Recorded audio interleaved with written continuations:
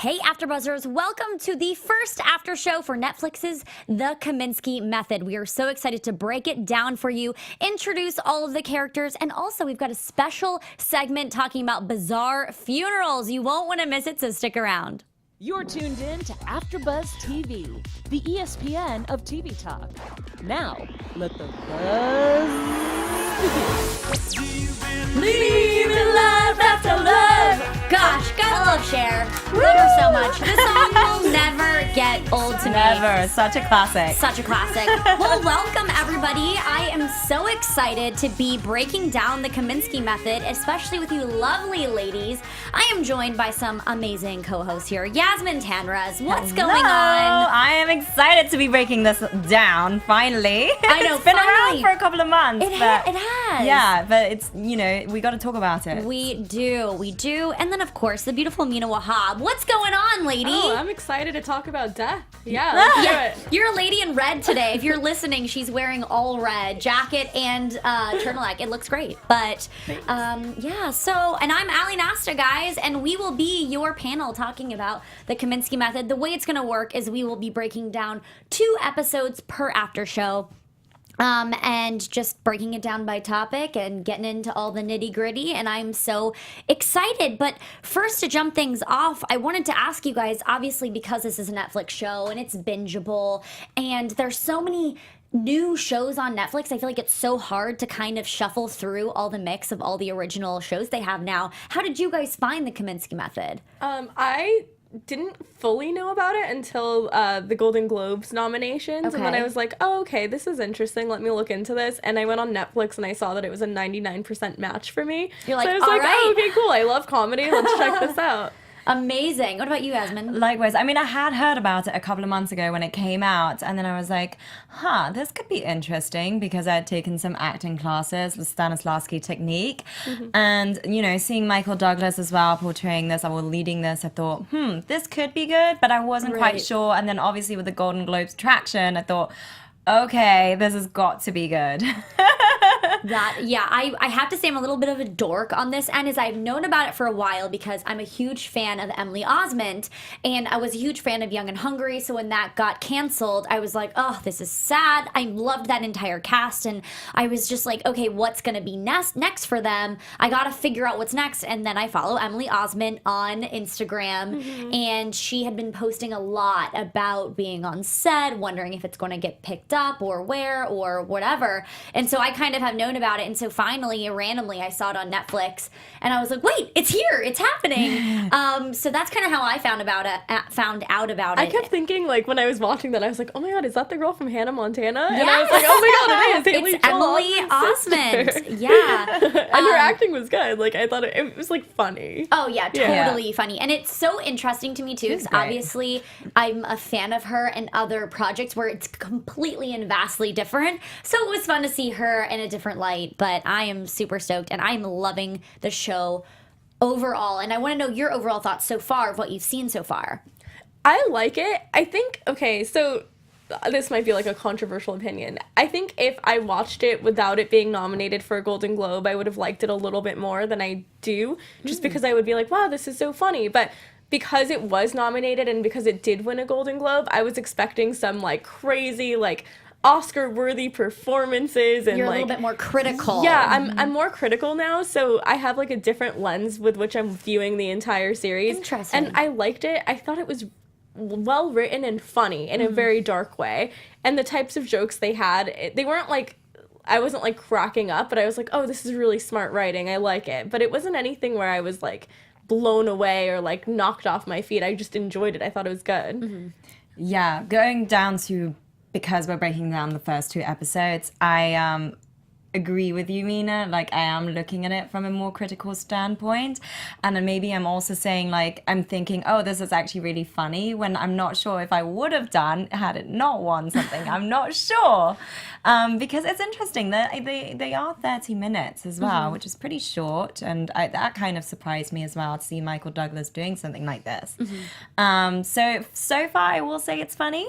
I'm intrigued to see what else is going to happen there. how the characters are going to evolve. I agree with you guys completely. Aside from the Golden Globes, critical acclaim and everything, I knew it was nominated, obviously, but that wasn't the reason why I was drawn in. I think what I find very endearing about it is I think that Norman and Sandy's relationship is just so fun to watch, and you just don't know what you're going to get, and you don't know what to expect. And I find it strange that this old friendship with all this history just was so intriguing to watch, and I'm really wondering like what is going to happen and how this is going to actually play out, because I was so intrigued. I will say the first episode of the pilot like was a little slow leading up to all of it, but then after episode 2, or after the end of halfway through episode 1, I was hooked, and I wanted to know what was happening next and kind of where it's going to leave us. But I find all of the characters to be super lovable, even when they're a little, they're not always right, but I just find them super lovable, intriguing, and I want to get more. I want to understand more. So I'm really excited to see what this season has to offer. And obviously we can binge it all, but we're not going to spoil anything for you guys because we're just doing episodes 1 and 2. But so let's meet these characters. So we were introduced to Sandy and Norman, who have a very adorable friendship. They've been friends for years. Sandy is the reason why Norman met his wife, who we get introduced to, Eileen. What is something that you saw that like Sandy and Norman, like did you understand the closeness of Sandy and Norman as soon as you kind of got introduced to the characters? Because I was a little questioning who was this Eileen person that they had been talking about. Yeah. I thought, I was a little confused just because I kept thinking, is this a business relationship or a personal relationship? Because I kind of saw it as like, wait, was he Sandy's agent? Like, what's going on? And I was a little confused. And then when he was like, oh, are you visiting my wife? And Sandy was kind of on the fence, and he's like, yeah, I will. I was like, is this like some weird business formality? And it wasn't like until later on I was like, oh, they are really good friends. Right. They just, I feel like men in general have a hard time processing grief publicly and have an easier time doing it privately, where they don't have to be as vulnerable and open with their emotions. I just think it's like a hard thing in general for men to be expressive when it comes to any sort of vulnerability or weakness, just because of how our society has have raised like men to be. So we saw a little bit of that. That's why I kind of thought like maybe their friendship isn't as strong as I thought, but then I realized no, this is just like how they're processing different things going on. Yeah, I mean, initially I was like, okay, this is definitely a business relationship because of the way that they sat down at the restaurant and talking about business. Essentially, it was like Michael Douglas, Sandy not getting the part in the CBS sitcom, and then he's like the whole ludicrous thing. That was hilarious, the whole banter between them two. Yeah. So to me, it definitely felt more like work, but there was another layer that you could tell was like when the wife was brought up. So I definitely think their relationship is interesting. Did they bring up Big Bang Theory, by the way? In there, did they bring up that show Big Bang Theory? I think so, yes. Because he was like, Sandy was like, yes, well, the Big Bang Theory, they make like $1 million per episode or something, and he really wanted that. The only reason I found that to be super interesting is because if you notice, the executive producer of this show is Chuck Lorre, and it's the same executive producer for Big Bang Theory. Yeah. So I was a little surprised that they kind of like jabbed at Big Bang Theory. Right. That's well picked up. Considering that it's like the same guy tied to both projects. Yeah. Now that you say that, it's funny because they said then, they wanted to go with somebody more ethnic. And it's like Big Bang is super ethnic. Yeah. But I thought that was a really interesting point because there is this whole discussion about diversity and ethnicity, and then it's kind of showing what the other side of the spectrum is going through. I feel like him not being right now, ethnic enough. White males are having the toughest time in Hollywood right now. We all empathize so much. I just think it was like you guys said, it was a weird kind of, I couldn't tell what their relationship was at first, but now we know they're basically like brothers. They've been through everything together.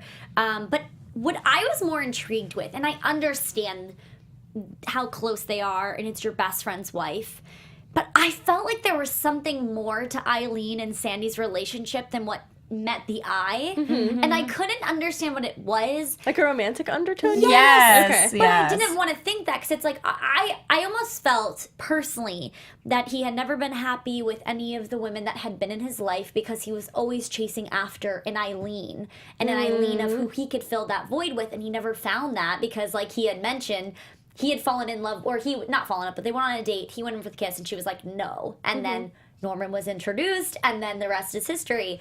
But I just kind of found that. I don't know if you guys picked that up or not, or if it was just me kind of overlooking or looking too much into a situation. I definitely think there was something, especially when it came up in the restaurant, and then Sandy was like, yeah, whatever. It was just like, why? There must be something. That would be and then it came out interesting later. if that's the reason he didn't want to visit. Well, Because when he gave so his eulogy, yeah. he did say he wanted to date her, and she's the one who was like, no. But would you really hold on to something for that long? Maybe. For that long? Maybe if you love and it's his someone, best friend who's right. then matched It's like with you're her. kind of just in this weird space where you can't say anything, and then you just kind of have to just like bite it because you want them to be happy, and you see how happy they are together, which clearly they were the happiest of the couples, you know? Yeah.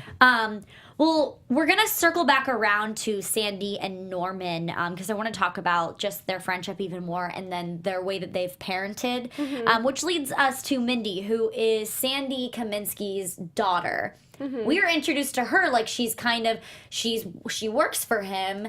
And you could, the way that the interaction was, you couldn't really tell at first. And then obviously she threw in the dad and you're like, oh, okay. How do you guys think that Mindy is going to play more into this storyline? Because right now it's shown that like it seems like her and Sandy just don't have the best relationship, and she even mentions they don't have the best relationship. So do you think they're going to kind of dive more into making their relationship as father and daughter become stronger?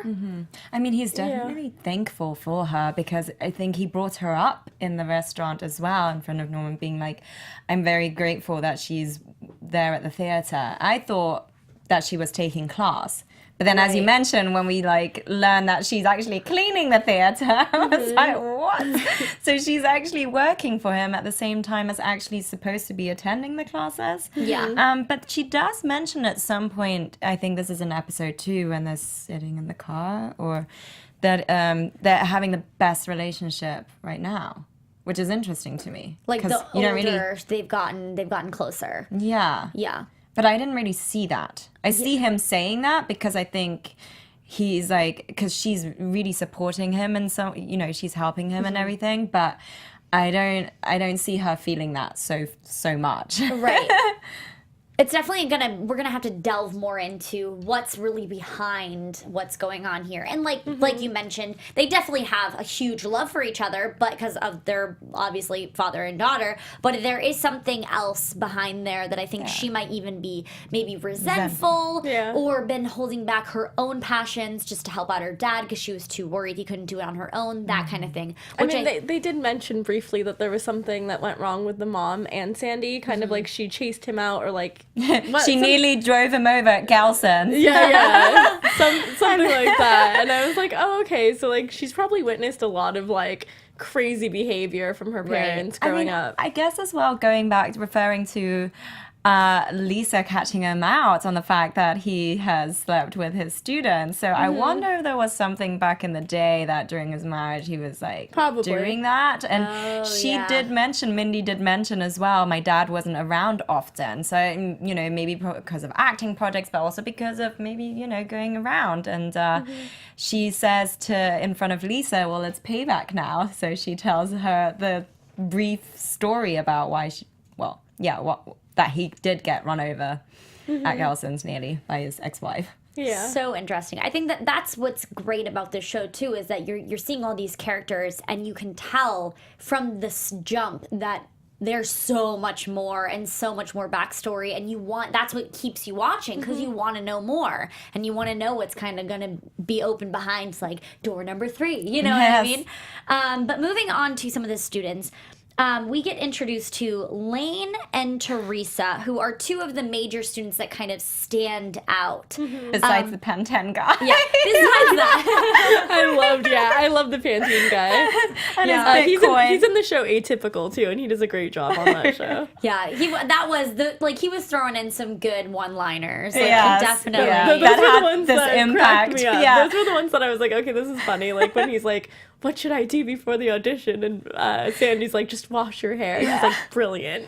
And it's exactly like a great representation of, and I don't want to say this, it really like hurts me to say this, but of like the younger generation versus the older generation, the way that we interact and the way that we think and the way that he brought up Bitcoin even, and Sandy's just like, what? Yeah, like, living what in a is different happening? world right now. I would want to be paid in Bitcoin. I wouldn't mind that. Oh, really? Yeah. Really? I don't know where this is going. Yeah. That's a whole nother discussion. Yeah, but it also kind of like points out the fact that sometimes when someone is put on this pedestal and it's like, oh, the Sandy Kominsky, the Kominsky Method, then you just like take whatever they say as the word of God. Yeah. And like, no pun intended, because he had the whole God speech Ooh, about how that's a good point. You know, the world is your stage and you're God because Right. you're creating this. And I was just like, okay, like relax here. Like I feel like he feels the need to always say something super inspirational, and it's not that inspirational, but because he's Sandy Kominsky, people are just blindly like in awe of Right. his greatness. And that's But why I love Alan Arkin's character. He kind of calls him out and Right. like serves as that foil. That's true. Which I think a lot of them kind of call him out, which, you know, we could just jump to, well, actually, we'll stay in this lane for a second, but there were a couple of speeches at the funeral that kind of allude to, what have you really done? Like, you're just a teacher, you know? And so I think, and you can see that the like, not fear in his eyes, but that like taken aback look where you're like, oh my, he just said that. Like, those were fighting words. And you could tell that Sandy really took that personally. And even though he knows it's a joke, he feels that way because he hasn't booked anything in a while. And he's like feeling those, I'm teaching these kids, but like, what have I done? Yes, that pressure. Yeah. And so I think he knows what he's not doing, you know what I mean? And so I think when he says those things, it's just kind of like a little affirmation of like, I mean, I know what I'm doing. Like, he needs that affirmation from the students to make himself feel valued. But I don't know. He makes a couple of comments where he's like, we're doomed. But then I feel like he should be proud about the fact that this guy booked Pantene and, you know, by Right. just giving him this simple task to do to prepare for it. Right. Which obviously is over the top. It's not really like reality. That doesn't really happen, but Totally. Well, I've left one character out, and that's because I want to segue that into the lovely day we had between Sandy and Lisa. Okay, I feel like from the get-go, I was like, all right, this is happening. Yeah. There is some sort of chemistry and like just their body language that used to each other. I kind of figured this is going to happen. This is going to lead to a date. Did you guys think it was going to be something long lasting, or did you expect it to kind of be something that was going to drive the storyline? I feel like she's exactly what he needs. So I could see it. I mean, I could see it going either way, but from the very beginning, that initial chemistry happened when Sandy asked his classroom what makes the second performance more powerful than the first when it came to Emily Osment. Emily Osmond's Also character Teresa. Teresa's performance, kind of emulating Sally Field's performance in the Right. original movie. And the girl in the audience basically said, Lisa stated, the second performance is more powerful because it shows that you don't have to cry when you process grief, because there are so many different ways to process grief. And I like that she took the anger perspective and she had a different take on it, and that was refreshing. And just like her having that answer and being able to kind of go back and forth with him She as a challenged teacher. him. Yeah, she's not blindly like, oh, you are the Sandy Right. Kominsky, I'm in love with you. It's more like, no, like, I'm on your level. Like, Yeah. what can you teach me, Sandy? Right. Versus Mr. Kominsky. Yeah. So I feel like it was kind of that instant, like, he likes a challenge. He doesn't Yeah. want someone super submissive.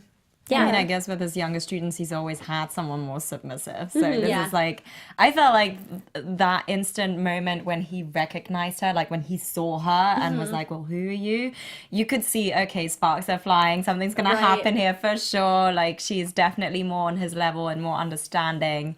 But now that you've mentioned about how she broke down Teresa's performance about grief, I'm now almost recognizing there's a lot surrounding about when his daughter, Mindy, does bring up to Sandy, you fear death. It's an ironic situation that Lisa then mentions that part about Teresa, and then the way that their relationship evolves or how it's unfolding, each date has been actually very close towards death. It's like first the hospital and then the funeral. Everything's just getting closer to that fear that he has, and it's almost like he needs that partner. He's taking that new partner along on this ride to face it. And it's a weird thing that I just thought about. Yeah, no, I think that's a really good point. It's such a great point, and it's kind of like he's breaking down those barriers at the get-go, so maybe they're able to kind of put that in the past and realize like maybe he's going to kind of learn from this, or you know, I don't know, grow and just not be scared of it anymore, which everybody kind of is scared of it. But I mean, I wonder as well, because we don't really know what happened to the ex-wife, do we? right, no. So I don't think so. I wonder if she passed. I know he had 3, right? Well, I feel like they mentioned 3 of something. So 3 yeah, past he said relationships. something like 3 things that didn't work within the time frame that he stopped seeing. I don't know. It was something like that. Yeah. That was something that was said. But yeah, I think that there is definitely initial chemistry. I can see her being in the storyline for a while, and I think, you know, like you're mentioning, Yasmine, about her laughing at the funeral and be like, "Oh, this is great." I mean, obviously, it has to do with with Norman's daughter. The performance, Norman's daughter, kind of like struggling to walk in the door. So that'll definitely be interesting to see like how they play out in each other's lives. But then also it's like I see them maybe getting married or like that kind of long haul. But then also there's an interesting twist to maybe like they could just become best friends, and it's like the best friend that he's kind of been searching for. Maybe Arkin's character develops feelings for her. You never know. Oh, that could be a twist. That could be a twist for sure. Let's kind of jump into the funeral. So that was a very unorthodox, wild. So great. In such a weird way. Patti LaBelle. Right. I thought Barbara Streisand. Leno. That was the best. I actually want to see that scene again. it was so great. And it was hilarious that they had Jay Leno kind of like doing a little bit of a roast, in which Sandy was a little bit on the other side of. So it was definitely unconventional, but I think it kind of just like they were trying to really ode to who Eileen was to give sight into Norman, maybe. And I think his speech to her was very sweet. Yes. Very. And I think that now that you kind of mentioned about the grief thing and learning how to deal with grief, I think we're kind of seeing that be shown in Norman right now, and like how he deals with the next day. He's like, we got to do this, and he's trying to plan things, but I think this is his way of dealing with grief, where he just needs to constantly be, you know, like keep busy. So I mean, I feel like now that we're talking about it and breaking down the first 2 episodes, topically I'm seeing that it's about like aging and the process of what it is to be in front of younger kids, younger generations, what they're picking up on and the way that they are versus how the older generation is and the way that they think and do things, and then as well nearing that death situation of how you're going to handle it, but also like how to not be very conventional or traditional about it. There are so many ways of going about it, and whether that's through your bereavement process or the way that your feelings, your emotions, how you're expressing yourself, and to also let people know that it's okay. Like I know, like this is the way that it can happen. And although this is very unconventional, especially when they were buying the coffin, that was interesting because I haven't seen a show or a film where I've actually had to watch through this whole process of going to buy a coffin and choosing all these different things. They always fast forward just to the actual ceremony. To the actual event. So it's actually refreshing to see that, because there's a lot that goes on, like a lot of like weird logistical things you have to take care of when someone dies. And it's really like, it's a lot when you're already going through grief in the first place, to have to plan all these things when your heart is shattered. Yeah. So and I thought it was just interesting to see Norman's reaction. Like he was getting really aggressive and bitter, and you know, that's when you see somebody go through that, it's like you've just got to be so empathetic and patient. Excuse me. Oh man, there must be some dust there or something. Allergic to death. Yeah, I'm getting sad, guys. I'm joking. No. Yeah, it is very interesting to see Norman kind of play this out. But what I will say is that Yasmine, you had brought this up before we started talking today, and you had mentioned how the parenting behind Norman and Sandy is very interesting because they seem to be very, put together. They've been there for each other, and the support they give one another, you'd think that's what they would give to their children. But then we're kind of getting a glimpse into Sandy's relationship with Mindy and how he wasn't always there. He wasn't always the best father. And then we get a little bit of glimpse into Norman and kind of just, I guess, a train wreck his daughter is. We don't know what she's coming from, what she's gotten into, but that was just kind of something that you guys had brought up, and I think that's a very interesting play, because it's like what had gone on during those years of parenting.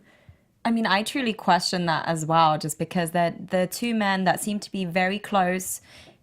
They're almost like a couple, let's just say that. True. Like they work together and do everything together more than they did with their other halves. I mean, I can't speak for Norman. I think he really was there more for Eileen, but for their children, it's like their second priority, it seems.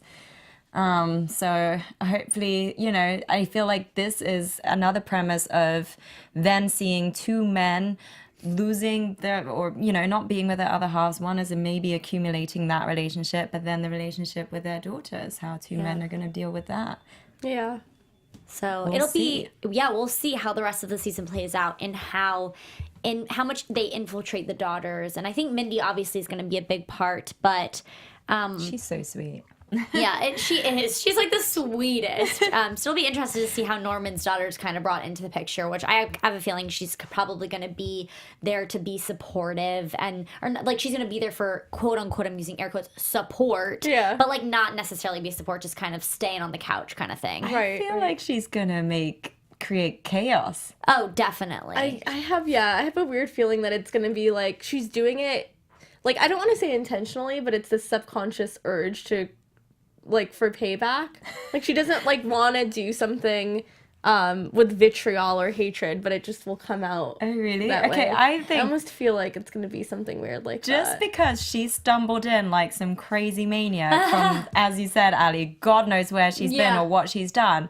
But I almost feel like she's the type of personality where she doesn't even know it. She doesn't even know how chaotic she is. She's just that way. And I feel like there could be conflicts that arise between her and her father. She might even try to get in there with Sandy, and then that's just going to create chaos between her and Lisa. I don't know. I just feel like there's something that's going to boil up in this season. I do think her relationship with Alan Arkin's character is really endearing, though. Like, the amount of, like, care and nurturing she provides to him, which makes me wonder, like... What, Norman's daughter? No, not Norman's daughter.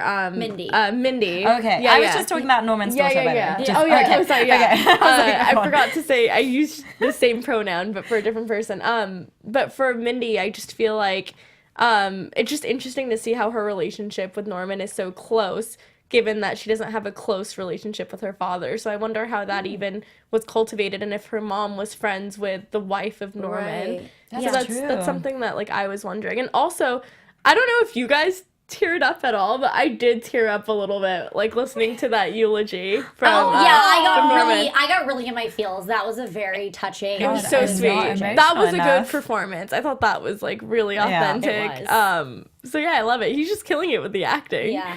Yes. Loving the show. But it is time to move into some crazy segments. This one is very, very bizarre. Mina, can you take it away for us? Yes, I can. So since we're on the topic of funerals and death, I am going to highlight the top 10 weirdest, most bizarre funerals ever. So one of them involves a murdered boxer who was posed leaning against the corner of a makeshift boxing ring for his wake. What? So that's the picture up there. So people can take pictures with him. Yeah, Wait, like his fans put and his stuff. body? Yeah. Yes. Yeah, so he was On the wearing. boxing So they ring. basically had him That's wearing a yellow hood on his head, sunglasses over his eyes, and blue boxing gloves on That his is hands. morbid. Yes. That is more. Who thought that was a good idea? Because he And- was a boxer, and the family wanted to stress his boxing, and the funeral home was the one who suggested posing him in a ring. Yeah, so Okay. and he was- I don't know about you guys, but that sounds a little morbid to Yes. me. I wonder if, bodies, they smell when they're dead. I don't. mean, That Yeah, just but I seems think so they are disrespectful. preserved. Well, it says that the 23-year-old Rivera had a 5'15" record in the 130-pound weight class. And then but is the way that- he I, died. I doubt when he was like, I doubt he wanted to have his body posed for pictures. Like that's awful. I'm not on that. I can't agree with that. And make a wax figure out of him then, you know? Yeah, like what? I'm just gonna gloss over these other ones. But the other one, number 2, the Thai man who married his dead girlfriend in a funeral wedding ceremony. That is weird. Yeah. Married his dead girlfriend. But You're like, married were to they somebody who's engaged? Well, he was with her for 10 years. But they never. But like, did she not want to get married? Like, is that why they didn't get married? Well, it says the couple had planned to get married in the future, but he wanted to focus on his studies before tying the knot. So, and then gosh. that yeah. last line. And then it says, unfortunately, the promise of till death do us part won't mean much in this life. Oh, this is. I know we shouldn't be laughing because this is actually really morbid. sad, but there's something so strange and bizarre I about love the this. writer of this article. I know, right? We We gotta then, give him credit. Number 3, the Chinese student who organized a rehearsal of her own funeral so she could enjoy it. Honestly, you guys, I would totally do this. Like, Would you really? Rehearse your own funeral? I'm such a words of affirmation person that I want to know what people appreciate about me. Why would I wait until I'm dead to when I know can't- what the process Yes. is. Yeah. You know you're gonna have to spend money then on your own Why funeral, don't you basically. just have a little cookout at your house and be like, "Hey guys, tell me what you think about me." You don't need to rehearse your Come own on, you funeral. guys have never wondered like who would show up at your funeral, yes. or like what they would Okay. say about you. I want to get it now. I don't want to wait. That's what your life is for. That's what building friendship is for. That's who's But gonna you show show want up. people to kind of know then, like, okay, this is what I want. I remember going to a death cafe and a woman telling me exactly she wants like a cave with a party, and I thought, why did you think of this already? And one day she was like, I was on a flight, I got really anxious, and I had to write it down and send it to my friends. So there's a lot of people out there that think about it Yeah. and make I it think There's happen. nothing wrong with thinking about it. I'm just saying, Mina, maybe instead of like planning this, you could actually just have people over and be like, like a let's birthday talk. party or something. Well, no, I don't know if you guys have ever done it, but like when it's someone's birthday, you sit around in a circle with like all your friends that are at a party, and you just go around and you say like about like the first time you guys met as like your friendship, or like what you love best about that That's so person. cute. And it's just I kind of need like a this. love I've never bomb. had that. Yeah. Yeah, It's I need like- one of those. Can you plan my birthdays for me? Yeah, Yeah. Or the just- funeral? Oh my gosh, that's let's it. not talk about that. That's Funeral negative. party. No, but seriously, you should just have a little get together where it's just like a love party where, you know, maybe everybody just talks about what they like most about love each other. party. It's That about lifting sounds- each other up. And then that way you don't need to plan your own funeral. People will just tell you in person how much they care about you and what they think is special about you. That sounds like a really That's- good yeah. friends Galentine's Yes. Yes, Day. February 14th. 100%. That's 13th or 15th. And then there's just a few more, and we won't go into much depth, but number 4, the man who was posed riding his motorcycle at his wake. Oh, gosh. Number 5, the Puerto Rico man who asked to be standing at his wake. Number 6, There he is. the man who asked to be buried on his Harley Davidson motorcycle and wanted the whole world to see it. Number 7, the man who wore a lime dress to his friend's funeral to fulfill the death pact, which is pretty funny. Number 8, the funeral home that hosted a Christmas-themed ceremony. Number 9, the man who spent 25 years and $10,000 making himself an Egyptian-style coffin. Wow, that's pretty badass. Though. Yeah, that's having that's an crazy. Egyptian-style coffin. It's your life's work and your death's work. Was he like mummied? I don't know, actually. Was he? Let's see. So he was a lifelong admirer of Egyptian artistry, and he began crafting the coffin in the mid-1980s. So he hand-painted it red, black, gold, and green. Painted it himself. And it's made of cedar so that it doesn't rot. and the coffin is almost 7 feet tall, weighs 300 pounds, and sits in 2 pieces inside his sawdust-filled workshop. Oh, wow. Then there's also a That's hand-carved another image option, Mina. of an you Egyptian can invest god. in. Yeah, this is actually pretty cool. I need to look into this. And then finally, the bizarre kayaking funeral that made the rounds on the internet. This is pretty badass. This is All an of that old is man so- in a kayak. All of that Yeah. is so morbid, but very entertaining, I guess, in And a way. shout out to the writer Interesting. of this article on oddee.com because it says, at least the funeral seemed to go swimmingly, making jokes at a man. funeral. Canoe believe this guy. That is definitely Wow. a bad link. Props to Yeah. this writer. Oh, actually, great- this wasn't the writer. This was from a forum on Reddit with like people submitting Oh. their puns. That's- Okay, well, very interesting. Yeah. Thank you for bringing the most bizarre funerals to today's segment. Mina, that was much appreciated. Now we are moving on to some news and gossip, and Yasmin is going to take it away for you guys. AfterBuzz TV News. Yes. Thank you. So obviously we know the new series debuted in November on the streaming giant Netflix and snagged 3 nominations and 2 wins at the Golden Globes, including Best Comedy Series and Best Actor in a Comedy, Michael Douglas. So even though it was ranked just below its top 100 streaming shows in the US in the week leading up to the Globes, according to research company Parrot Analytics.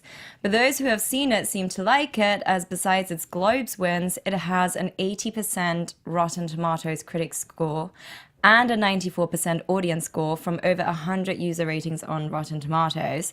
And then there was even more of an audience demand after the Golden Globes. It shot up to like 73%. And it had also garnered 2 further nominations at the 24th Critics' Choice Award.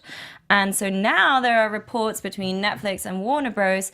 For a renewal discussion for a season 2. There's still debates on how many episodes there will be, either 13 or 10. Michael Douglas insinuated that he'd rather have 10.